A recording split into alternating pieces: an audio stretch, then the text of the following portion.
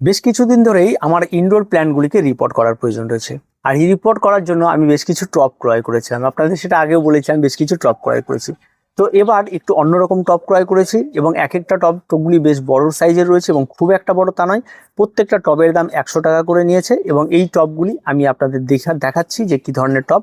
এগুলি আমি ফ্লিপকার্ট থেকে ক্রয় করেছি, আমি কোনো ব্র্যান্ড প্রমোশন করছি না, বা আপনারা এগুলি দেখে অযথা কিনবেন না, কারণ এই সমস্ত প্লাস্টিকের টব প্রথম অবস্থায় ঝাঁ চকচকে হলেও বেশ কিছুদিন যাবার পর এর সত্যিকারের রেজাল্টটা কি হচ্ছে এবং টবগুলির কোয়ালিটি কেমন হচ্ছে সেটা বোঝা যায়। যদি কোয়ালিটি সত্যি সত্যি ভালো হয়ে থাকে তাহলে অবশ্যই আপনাদেরকে বলবো ক্রয় করতে।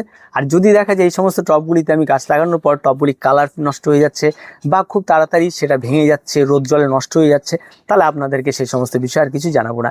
তো টবগুলি আমার পছন্দ হয়েছে এবং হোয়াইট কালারের মধ্যেই নিয়েছি এবং বেশ কিছু। তো চলুন দেখি, এবং বক্সেই রয়েছে এখনো পর্যন্ত, একটু বক্সটাকে খুলি এবং আপনাদের দেখানোর চেষ্টা করছি। বক্সের মধ্যে আমি এই বক্সেই আছে সেই টবগুলি, এবং বক্সগুলিকে আমি একবার খুলেছিলাম এবং জাস্ট দেখার জন্য যে ফ্লিপকার্ট থেকে এসছে আবার অন্য কোনো কিছু দিয়ে দেবে নাকি। তো প্রত্যেকটা টব কিন্তু আমি একসঙ্গে 4টা করে অর্ডার করেছিলাম। প্রথমে 4টা অর্ডার করেছিলাম, পরে টবগুলি দেখে আমার বেশ ভালো লেগেছিল, তাই পরবর্তীতে আরও 4টা অর্ডার করেছিলাম। তো এই টবগুলিতে বেশ ভালো দিক তো রয়েছেই এই সমস্ত গাছগুলি করার জন্য, তবে একটা খারাপ দিক রয়েছে, সেটা হচ্ছে টবের ড্রেনেজ। তো দেখুন ড্রেনেজের বিষয়টা একটু কেমন কেমন রয়েছে। ঠিক এই জায়গাটি যদি দেখেন, এই জায়গাটিতে তো কয়েকটা ছিদ্র রয়েছে, তার বাইরে কিন্তু কোনো রকম কোনো ছিদ্র নেই।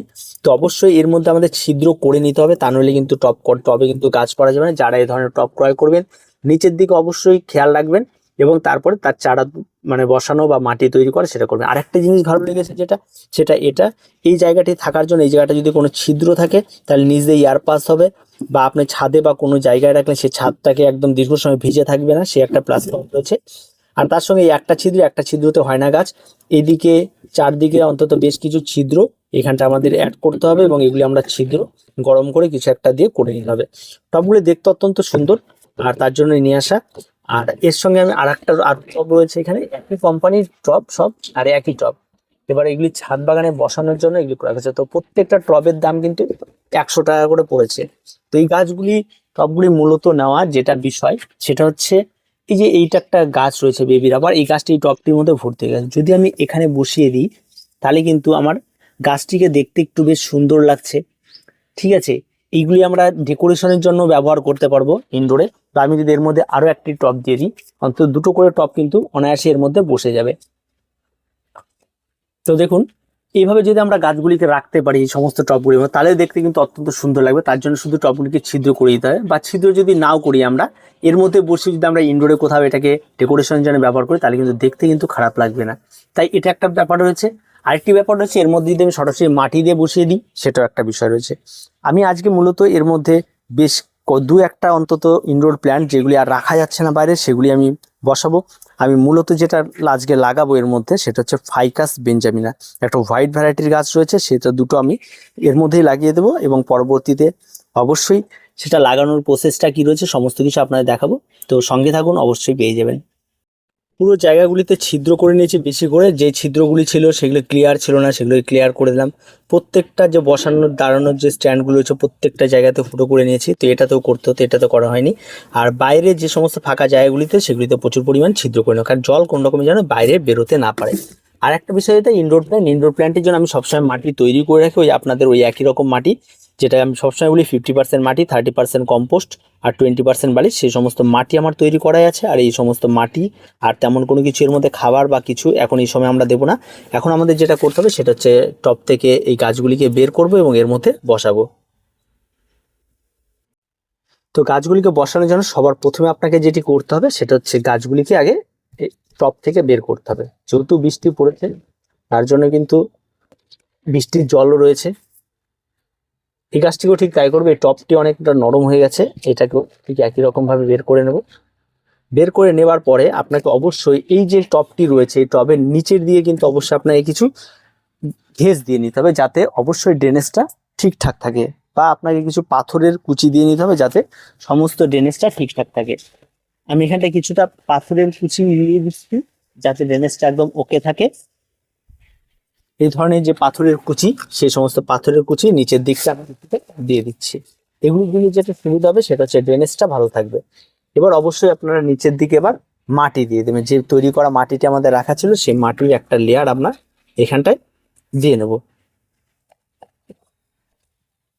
এবার মাটির লেয়ার দিয়ে দেওয়ার পরে এই জায়গাটিতে আমাদের কিছুটা পরিমাণ আমরা হাড় গুঁড়ো এবং কিছুটা নিম খোল এই জায়গাটায় দিয়ে দেবো। এর একটা কারণ রয়েছে, কারণ যদি কোনো কারণবশত এই জায়গাটাতে যদি কোনো ফাঙ্গাল বা কিছু হয় তাহলে সেটা আর ধরবে না। এই নিম খোলের জন্য আমরা এখানটা একটু নিম খোল আর একটু হাড় গুঁড়ো দিয়ে দিচ্ছি। মাটিতে তো খাবার আছেই, তার সঙ্গেও এটা দিয়ে দিচ্ছি, কারণ বেশ 3 বা 4 মাস পর গাছে যখন খাবারের প্রয়োজন হবে তখন গাছ এই খাবারটি থেকে পেয়ে যাবে।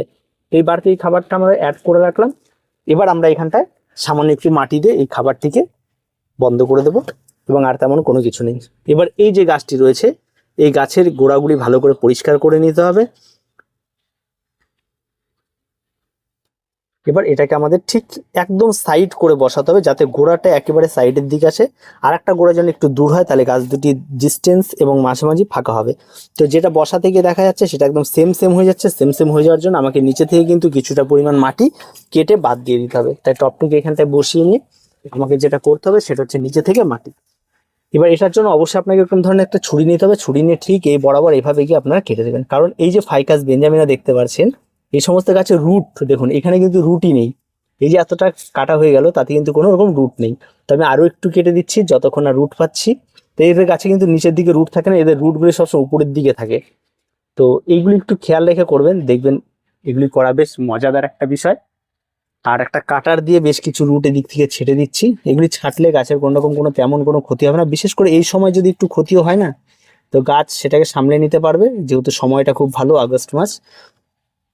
তো এবার এটাকে আমরা ঠিক এইভাবে বসিয়ে দিলাম। এবার এটা নিচে চলে গেল। এবার এই ডালপালাগুলি সবসময় খেয়াল রাখতে হবে, ডালপালাগুলি যেন সাইডে থাকে, ডালপালাগুলি যেন এই ভেতরটাতে জঙ্গল না করে সেটার দিকে খেয়াল রাখতে হবে। তো এটা এখানে চলে গেল। এবার আরেকটি গাছ রয়েছে সেটাকে আমরা এটাকেও আমরা কিছুটা বসিয়ে দেখি আগে কি অবস্থা হচ্ছে। এটা অনেকটা বাড়তি আছে, এটাকে আমরা কেটে কমিয়ে দিচ্ছি। এটাকে আমি অর্ধেক করে দিচ্ছি। মোটামুটি ভাবে এটাও কমপ্লিট। এটারও গাছের ডালপালাগুলোকে ছাড়িয়ে দিই। ঠিক এটার এখান থেকে এটাকে কেটে দিই। এবার এটাকে আমরা ঠিক এই জায়গাতে বসিয়ে দেবো।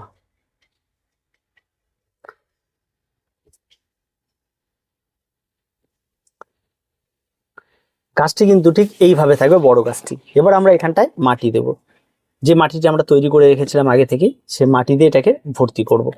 তো অবশ্যই আপনারা একটু ভর্তি করার সময় গোড়ার দিক থেকে একটু মাটিটিকে চেপে দেবেন। আর এই ফাইকাস বেঞ্জামিনা কিন্তু ইনডোরের জন্য অত্যন্ত গুরুত্বপূর্ণ একটি গাছ।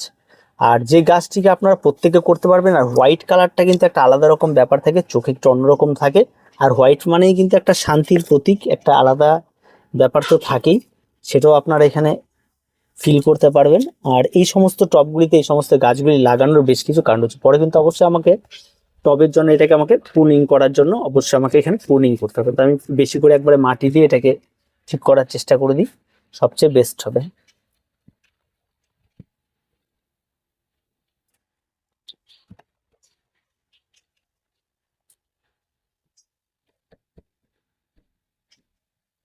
অবশ্যই আপনাদের কিন্তু এগুলি করতে হবে, ঝাঁকি দিয়ে দিয়ে এগুলি বসিয়ে দিতে হবে। তো আর কিছু নেই, মোটামুটি ভাবে পটিং কমপ্লিট। এবার কিছু তো কাটাই ছাঁটাই করতে হবে। কাটাই ছাঁটাইয়ের মধ্যে কিছু ডাল অবশ্যই নিচে যে সমস্ত ডালগুলি রয়েছে সেই সমস্ত ডালগুলিকে একটু কাটতে হবে। এই গাছটিকে একটু যাতে সাইড দিয়ে ওঠে সেই বিষয়টা একটু নজরে রাখতে হবে। আর এটারও ঠিক তাই, ডালগুলো একটু নিচের দিকে ডালগুলি একটু ছেটেই দিই। আর এই সমস্ত ছাটা ডালগুলি থেকেও চারা তৈরি হয়ে যাবে, এগুলি চারা বসিয়ে দিলেই সুন্দরভাবে চারা বেরিয়ে যাবে। নিচের ডালগুলিতে বিশেষ করে একটু ছেটে দিতে হবে। আর আমাদের খেয়াল রাখতে হবে গাছের ঠিক এই পর্যন্ত আমরা কোনো ডাল রাখবো না, দুটো গাছেরই। তার উপরের যে ডালগুলো হচ্ছে সেগুলিকে যত্ন করার। তার জন্য আমরা বেশ কিছু ডাল আমাদের কাটতে হবে। সেটা মনে হয় খারাপ লাগলেও কিছু করার নেই, কারণ দেখতে কিন্তু নাহলে ভালো লাগবে না। গোড়াটা যেন পরিষ্কার থাকে সেটা আমাদের খেয়াল রাখতে হবে।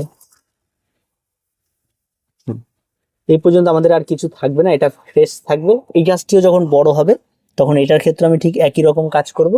এটাকে এই ডালটি এখনই কেটে দিই, একদম ফ্রেশ রেখে দিই, এবং এটা বড় হবে এবং এটা দেখা যাবে। তো এখন আমাদের মোটামুটি ভাবে কমপ্লিট। এবং উপরে মাথাগুলোকে কিছু কেটে দিতে হবে এই গাছটি। এই মাথাটিকে কেটে দিই।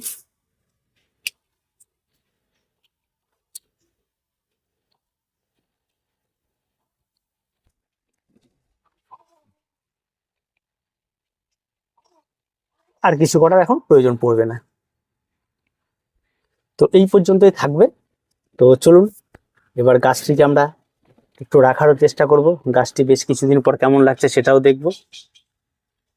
এই হলো পুরো গাছটি, যে গাছটিকে আপনারা দেখতে পাচ্ছেন। আর এই হলো টব গাছের গোড়া, এবং যেখান থেকে আমরা যদি দূর থেকে একটু নিই তাহলে আমরা বুঝতে পারবো যে এই যে দুটো গাছ তার মাঝখান দিয়ে ঠিক এইভাবে উঠেছে। এই হচ্ছে দুটো গাছ। তো এইভাবে আপনাদের গাছ কিন্তু রিপোর্ট করতে হবে। আর এই সমস্ত টবের মধ্যে দেখতে অত্যন্ত সুন্দর লাগবে। একটা গাছ বড় হবে এবং একটা গাছ সাইডেই থাকবে, তা একটু ছোট হবে।